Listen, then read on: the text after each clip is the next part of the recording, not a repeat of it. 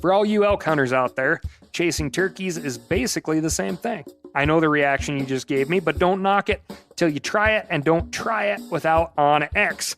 The Hunt app will not only help you find new areas on public ground, but I use it to find out landowner info to get permission on private ground that I see birds on as well. OnX Hunt has a special offer for you. Use code CAL to receive 20% off your membership at onxmaps.com/hunt and find more birds this spring. There's nothing like snook hook sets at dawn or catching a tarpon in the moonlight. Find your next fishing trip made easy on fishingbooker.com and experience the magic of the Sunshine State or any other destination on your fishing bucket list. Book a blue water adventure in search of sailfish or go snapper fishing with the kids. With over 6,000 captains and trips to choose from, planning your next one just got a whole lot easier. Download the Fishing Booker app on the Google Play or App Store, or visit them online at fishingbooker.com to book your trip today. I'm sure a lot of you guys remember the old ceremonial hunting tradition of eating the heart out of the first animal you kill. Meat from those organs are among the most nutrient-rich foods on the planet. You can get those same benefits your ancestors craved via convenient daily capsules from Heart and Soil. Find out more at heartandsoil.co. And remember, use code MeatEater for 10% off your purchase. From MeatEater's World News Headquarters in Bozeman, Montana, this is Cal's Weekend Review presented by Steel. Steel products are available only at authorized dealers. For more, go to steeldealers.com. Now, here's your host, Ryan Cal Callahan. Officials at a North Carolina fishing tournament made the controversial decision last week to disqualify what would have been the winning 619-pound blue marlin. The enormous fish was caught by the boat Sensation and beat the next largest fish by about 135 pounds. However, the organizers of the Big Rock Blue Marlin tournament decided to disqualify the catch due to, quote, mutilation caused by a shark or other marine mammal. The mutilation occurred before the crew landed the fish, and photos of the marlin show sizable wounds on its tail and abdomen. Several of you sent me this story, and the consensus on social media agreed that Sensation got cheated out of $3.5 million, which was the prize money at the Big Rock Blue Marlin tourney. A fish that has been partially eaten by a shark weighs less than it would have otherwise, so it's understandable to wonder why this would disqualify a fish in any kind of tournament. The Big Rock tournament organizers explained that they're following a rule laid out by the International Game Fish Association, or IGFA. The IGFA says that this rule is on the books because a mutilated fish isn't fighting to its full potential. If it's been injured by a boat or a shark, it'll theoretically be easier to land than a fish that's totally healthy. An old, healed wound does not disqualify a fish, nor do recent injuries caused by leaders or lines. Tournament officials apparently decided that the wounds on this fish were recent, and they do look pretty gnarly in the photos. To add insult to injury, the Sensation crew likely won't even sample their disqualified fish. Local media reports from years past indicate the large marlin are sent to local schools like North Carolina State University and are used for research purposes. Not that they'd want to consume the entire 500 pounds of meat anyway. Large, long-lived, predatory ocean fish can contain high levels of mercury and other toxins. Marlin aren't known for excellent table fare, but they do make great smoked fish and sausage. Still, I hope the Sensation crew appreciated the experience, which is likely a small comfort compared to, $3.5 million, and the fact that they're unlikely to hook into a fish that large again anytime soon. According to Nat Geo, the average adult blue marlin runs between 200 and 400 pounds. The larger blue marlin are almost always female. Now, for the folks at the IGFA, when you consider that an above-average fish that no longer gets to swim anymore still outweighs the next largest fish in a tournament, again, that is not catch and release, I mean, who the hell cares? I mean, with $3.5 million on the line, I get that, people really care, But it's just not about the fish anymore, kids. Any angler will tell you that the ultimate test is being able to be a fishy enough person to weed out the small fish before they bite and get a bite no matter what. So IGFA, I got a bone to pick with you. A Y bone, in fact. This week, the crime desk, rabid moose legislation, and CWD. But first I'm going to tell you about my week. And my week was great. Met the family for a rainy, cold camp out, which is a really good thing for the eve of July. We hit the lake in the canoe, caught several Arctic grayling on the fly rod, and one big burbot, which happened to be my first open water burbot ever. That guy hit a twister tail hooked on a pout pounder jig somewhere in the icy depths of 40 feet or so. I was thrilled. Cold water fisheries with cold water fish native to Montana is an increasingly rare treat.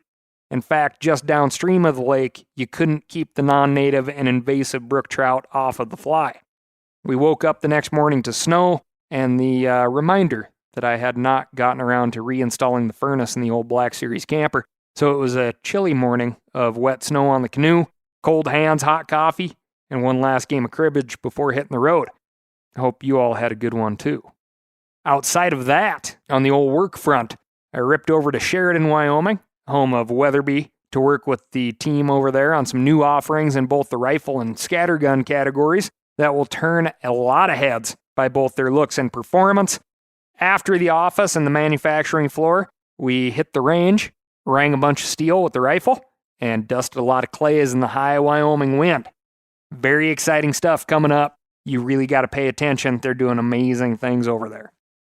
Moving on to the crime desk.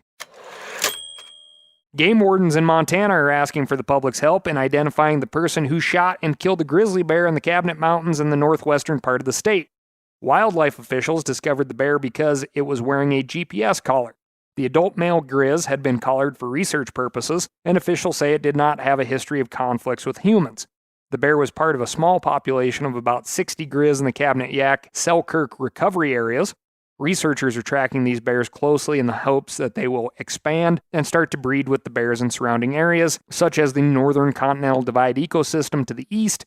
It's a federal crime to kill a grizzly bear in the lower 48. Of course, there's exceptions for self-defense. Hopefully game wardens are able to get to the bottom of this one, but if you have any info, go ahead and give them a call. Also, for those of you not aware, the Cabinet Mountains are the only mountain range in Montana you can put your dishes in. This story stretches the definition of wildlife crime, but I thought it was worthy of a quick mention. A South Carolinian used a toy pistol from the Nintendo Duck Hunt video game to rob a business, according to the York County Sheriff's Office. 25-year-old David Joseph D'Alessandro rolled into a quick-stop convenience store earlier this month wearing a mask, wig, and hoodie. He showed the clerk the spray-painted gun in the waistband of his pants, and either the clerk didn't notice it was a fake gun, or he's just not paid enough to do anything about it. Either way, D'Alessandro got away with about $300, but he wasn't about to drop the money on drugs or a nice steak dinner. No, this guy is more practical. Deputies located D'Alessandro a short time later in the parking lot of a Dollar General down the street.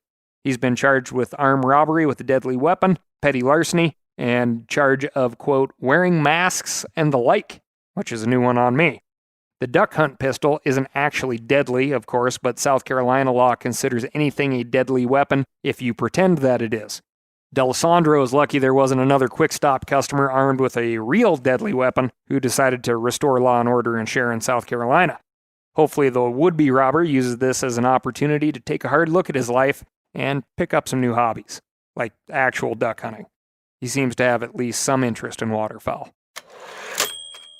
Moving across the pond to France, a man has admitted to killing a woman with a hunting rifle in what may be the worst drinking game ever devised by an adult beverage. Apparently, the pair decided to put on a bulletproof vest and shoot at one another with a rifle.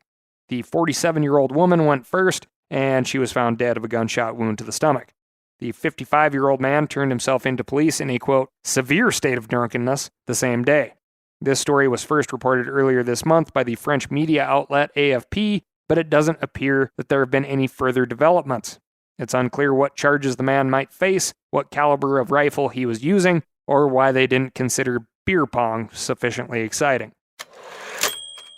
Returning to more traditional wildlife crime, 5 Wisconsin men and 1 Texas resident were hit with a total of 57 charges for poaching hundreds of shovel-nosed sturgeon and harvesting their roe. R-O-E. Roe is the mass of eggs contained in the ovaries of fish. Any female fish can have roe, but only fish from the sturgeon family are considered, fancy pants caviar. Their roe can sell for as much as $45 an ounce. The Minnesota Department of Natural Resources first received a tip in 2019 that men had been illegally killing sturgeon in pool number 9 of the Mississippi River. The investigation that lasted the next 2 years included hundreds of hours of surveillance and documentation. Game wardens found that the men would catch female sturgeon, harvest the roe, and throw the carcasses back into the river, which obviously makes them horrible people. Vladimiras Parsakovas, Soma Miller, Artyom Miller received the harshest punishments. They will all have to pay over $2,000 in fines and restitution and have their hunting and fishing privileges suspended for the next 10 years. Shovel-nosed sturgeon are a slow-growing species that may spawn just 3 or 4 times in their lifetime, so it's important for game wardens to crack down whenever they hear about sturgeon poaching. Hopefully the penalties are enough to dissuade these jokers from doing this again. If they want caviar, they should do it like the rest of us. Get a spoonbill tag, or go to a state where it's legal to harvest spoonbill, otherwise known as paddlefish, and make it yourselves, you sissies. Speaking of regret, poachers in Hawaii have finished off a passel of pigs at a local country club in Oahu, and the club's managers want answers. We covered this story back in episode 203, and I'm sorry to say there's been an unfortunate update. The pigs lived on the golf course and surrounding countryside, where the manager said they fed on invasive plants. But poachers have been going after the pigs for years, and they killed 5 piglets in February. In this latest incident, local media reports that poachers killed the 4 piglets that survived the first shooting. The country club put up signs warning trespassers, and they're asking for harsher punishments for poachers in the area. Pigs are a major issue to landscape, agriculture, ground nesting birds, vehicle collisions. On top of that, they're typically delicious in Hawaii, and the culture typically supports killing and eating pigs. So good luck over there, Oahu Country Club. We'll end up with another update from a story we covered back in episode 199. Major General Kenneth Camper, a commanding general at Fort Sill, Oklahoma, was suspended from duty back in February. The Army was cagey about the exact reason, but it was rumored that the Major General had violated the base's hunting rules. According to another officer stationed at the base, Camper had killed elk and deer out of season, shot at animals from his vehicle, and killed animals at night in residential neighborhoods. The Army still isn't admitting to Camper's violation, but they did just permanently relieve him from duty. A spokesperson said that Camper had been removed due to a, quote, loss of trust and confidence in his ability to command. Camper is awaiting reassignment and remains in the Fort Sill area. Meanwhile, there have been significant changes to some of the base's hunting and shooting policies. One of the shooting ranges has been closed since February. The use of centerfire rifles to target pigs and coyotes has been banned, and the head of the wildlife department has left, along with most of his staff. It's unclear exactly which of these changes was the result of the general's activities, but an officer at the base tells me he suspects the fall hunting season will look very different now that Camper has left. For all you elk hunters out there, chasing turkeys is basically the same thing. I know the reaction you just gave me, but don't knock it till you try it, and don't try it without OnX. The Hunt app will not only help you find new areas on public ground, but I use it to find out landowner info to get permission on private ground that I see birds on as well. OnX Hunt has a special offer for you. Use code CAL to receive 20% off your membership at onxmaps.com/hunt and find more birds this spring.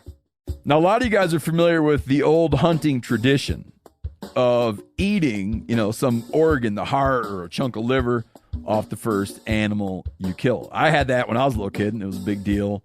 Organ meats were always prized by frontier people who knew the importance of getting a lot of different minerals and nutrients. And as often is the case, those guys were onto something, because organs are among the most nutrient-rich foods on the planet. And you can get the same benefits your ancestors craved via convenient daily capsules from Heart and Soil, made exclusively from regeneratively raised, grass-fed, and finished cattle. Heart and Soil's unique freeze drying process means all those important nutrients are trapped in, ensuring you experience every one of the benefits of nature's superfood in a clean, convenient, taste-free capsule. Find out more at heartandsoil.co and make sure to use code MeatEater for 10% off your purchase. That's heartandsoil.co. Use the code MeatEater. You ever get that feeling you're stuck inside staring at screens and a primal urge kicks in? You crave wide open spaces, fresh air, the chance to connect with the land. Well, maybe it's time to find your own piece of the wild, but searching for property can be a maze. That's where land.com comes in. They got millions of listings across the country, from mountain ranches to hidden fishing holes. Their search tools are like a seasoned guide helping you narrow down what you want. Land.com isn't just about buying and selling. It's about finding a place to hunt, fish, explore, or simply sit by a campfire and listen to the crickets. So head over to land.com today to turn one day into today, because trust me, there's nothing quite like the feeling of standing on your own piece of earth. Moving on to the CWD, chronic wasting disease desk. Chronic wasting disease has been discovered in a Florida whitetail for the first time. That always fatal brain disease was first discovered in wild deer in Colorado in 1981, possibly early as the 60s in Wyoming or Colorado. It's been working its way through the country ever since. It's highly concentrated in some western and midwestern states, but the southeast has largely been spared. That might be coming to an end. The Florida Fish and Wildlife Conservation Commission confirmed that last week, a road-killed 4.5-year-old white-tailed doe tested positive for chronic wasting disease in Holmes County. The test was conducted as part of routine surveillance activities, and the Commission has activated its CWD response plan. The first step in that plan is to figure out how far the disease has spread. The Commission will collect samples from specific established zones to further assess the spread of the disease. The results from this initial sampling effort will inform resource managers so they can react with appropriate management strategies. If they don't find another case, they will presumably continue monitoring without making significant changes. If they discover that the disease has spread, those areas can expect to see changes to hunting regulations and reporting requirements. There are currently 31 states that have reported positive cases of CWD. It's also been confirmed in 4 Canadian provinces: Finland, Norway, Sweden, and South Korea. There is no cure or way to eradicate it, so the best that wildlife managers can do is try to control the spread, which is where you come in. Keep hunting, keep having your deer tested, leave the spinal column and brain, as much of that brain cavity as you possibly can, in the field. Remove those lymph nodes for testing. Bag up that head if you must take it out of the field, so you're not spreading little prions around. And for now, that's really enough. Not all that difficult. We don't know exactly how to combat CWD, but we do know some effective ways of slowing the spread, so eventually we can know a bunch about it. And, of course, you really shouldn't be artificially concentrating wildlife around, things like bait piles. Okay? Moving on to the moose desk. Speaking of infectious diseases, biologists in Alaska have found that what they believe is the first moose to ever test positive for rabies in North America. Alaska Department of Fish and Game staff based in the Nome area received several reports on June 2nd of a moose acting aggressively towards people.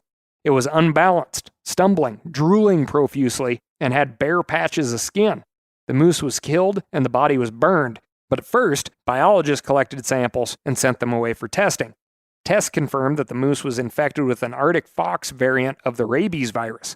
This is the same variant that caused an outbreak in red foxes and Arctic foxes in this area last winter, so biologists believe the moose was likely bitten by a rabid fox. Scientists don't believe the moose population in this area is likely to see a rabies outbreak anytime soon. Moose tend to be solitary, so even if an individual moose contracts the disease, it probably won't spread it to its fellow ungulates. This desire for solitude is likely why the animals rarely contract rabies in the first place. Also, as Eli Fournier explains in an article for themeateater.com, foxes are the main reservoir for the disease in Alaska. Foxes rarely bite moose, and so moose rarely contract the disease. While moose have been tested in South Dakota, Minnesota, and Canada, this is the first positive rabies case in North America. The folks in Nome had good reason to be concerned. Moose are dangerous enough without having a fatal brain disease that makes them lose all sense of fear. Besides a grizzly bear, a moose with rabies is just about the last thing I want to run into in the woods. The Alaska Department of Fish and Game says that hunters in the area should feel safe to consume moose meat if the animal is acting normally and doesn't show any other signs of illness. However, hunters should avoid approaching an animal, even a dead animal, if they suspect it has rabies. Rabies is primarily transmitted through saliva and nervous tissue, and the virus dies at temperatures above 122 degrees Fahrenheit. So, the risk of contracting rabies comes during the cleaning and butchering process rather than while eating. Still, as we covered in a previous episode, there is no cure for rabies, and it is always fatal once the virus gets established. That's probably not a risk you should take, even for 500 pounds of moose meat. Moving on to the legislative desk, the Wyoming Game and Fish Department has proposed increasing mountain lion quotas by about 50% in areas with hard-hit mule deer populations. We've covered on this podcast previously how this year's snowfall was tough on deer and antelope numbers. In some areas of Wyoming, this winter kill killed 2/3 of all adult deer. To help those numbers rebound, wildlife officials have proposed increasing the mountain lion quota from 46 to 70 cats in 4 Wyoming and Salt River Range hunt areas. Taking more predators off the landscape will theoretically help more mule deer survive until adulthood. That may well be true, and I definitely defer to game and fish biologists who understand this area better than anyone. But Wyoming hunters should keep a few things in mind as they engage in the public comment process over the next few months. First, not all mountain lion hunters like the idea of increasing quotas on their favorite target animal.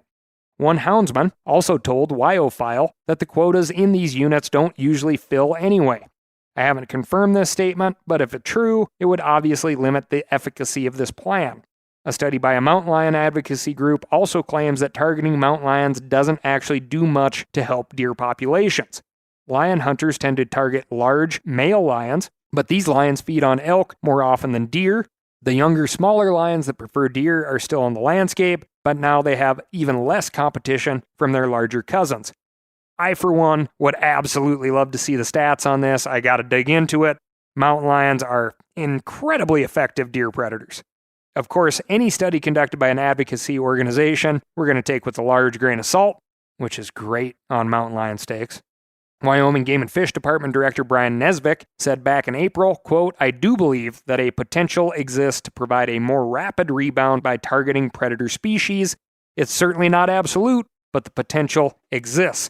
The good news is that Wyoming residents will have a chance to weigh in. Wyoming Game and Fish is hosting a series of meetings through June and July, and residents can also submit comments online through August 4th. We'll post a link with those details at themeateater.com/Cal. In Illinois, public land users are pushing a bill that would expand access to waterways in the state. Current Illinois law is pretty restrictive when it comes to water access rights. Illinois has just over 87,000 miles of rivers and streams within its borders, but just over 1,000 miles designated as public for use by everyone. House Bill 1568 would allow public access to a lake, river, or stream that is capable of supporting use by commercial or recreational watercraft for a substantial part of the year. This wouldn't allow anglers or kayakers to touch private land on either bank, but it would prohibit landowners from restricting access to these streams and rivers unless they win in court. Way to go, Illinois. We'll end with some great news from Rhode Island. The state legislature just sent a bill to the governor's desk that clarifies shoreline access in the state. Current law and court precedent made it unclear precisely where public land users were allowed to access a public beach. This bill explains that the public can access up to 10 feet landward of the recognizable high tide line, and it offers ways for the public to determine exactly where that line is. It does not allow access on private lawns, seawalls, or other shoreline infrastructure, but it should help reduce conflicts between shoreline property owners and the public on the state's 400 miles of coastline. Big hat tip to the New England chapter of Backcountry Hunters and Anglers, especially Michael Woods. The bill passed both chambers by wide margins and is now headed to the governor's desk. If you'd like to get involved, tell Governor Dan McKee that you'd like him to sign H5 174. That's all I've got for you this week. Thank you so much for listening. Remember to write in to ASKCAL. That's askcal@themeateater.com, and let me know what's going on in your neck of the woods. On top of that, if you're ready to get outside and burn the old bald dome, it's summer, so head on down to your local steel dealer. They're going to get you set up with what you need, and they won't send you home with what you don't. Even if you're working in the yard, it's a heck of a lot better than working inside. Thanks again. We'll talk to you soon.